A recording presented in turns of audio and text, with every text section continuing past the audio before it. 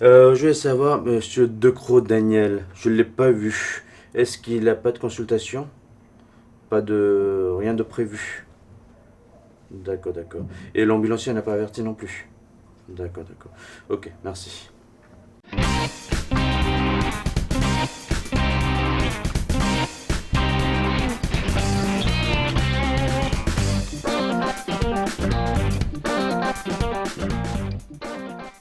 Je m'appelle Kourban Ousseni.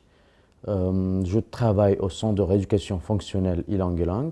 Je suis masseur kinésithérapeute depuis maintenant 19-20 ans. Après avoir perdu la vue à 20 ans, j'ai eu beaucoup de difficultés, bien sûr, comme tout le monde peut imaginer, hein. Et avec beaucoup d'efforts, j'ai essayé de prendre des études de kiné pour pouvoir m'intégrer socialement et avoir une vie professionnelle épanouie et avoir une vie sociale épanouie. Pas de douleur? Non, ça va. Le dos, tout ça, c'est bon, il n'y a pas de souci. Non, ça va. Hein. Et là, vendredi, on avait fait les marches et ça vous a pas donné des douleurs, des contractures? Parce qu'on avait bien travaillé, Non, hein. ça va bien travailler, ça va après. Ok. Comme vous avez vu dans mon box, il y a la grille pour la polythérapie, j'ai l'électrothérapie et après j'ai mes mains. Et bien sûr, il y a toute la salle de musculation qui est gérée par le prof de sport à qui je demande de faire tel exercice bien approprié pour les patients.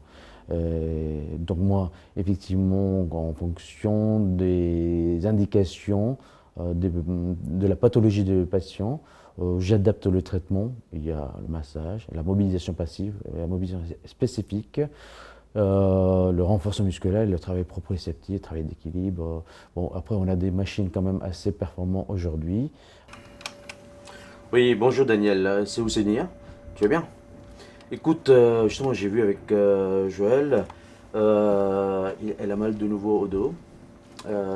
J'ai vu que c'est un lumbago type sciatalgie quand même. Il y a le nerf sciatique quand même quand on a l'appui. La douleur irradie.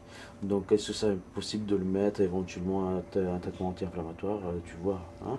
L'échange avec l'administration se passe très bien dans le sens qu'aujourd'hui on a mis en place un outil informatique qui nous permet de transmettre mes données à l'administration et effectivement de mes supérieurs comme tel que médecin, s'il y a des prescriptions qui m'arrivent directement sur l'ordinateur également. Et tout le dossier de patient est sur un logiciel qu'on a mis en place qui est parallèle au réseau interne qui me permet de consulter les dossiers en toute aisance comme tout le monde. L'annonce de mon handicap est qu'il n'y avait plus rien à faire, que j'allais être handicapé à vie. L'annonce était difficile à accepter, mais il fallait faire un choix, vivre ou ne pas vivre.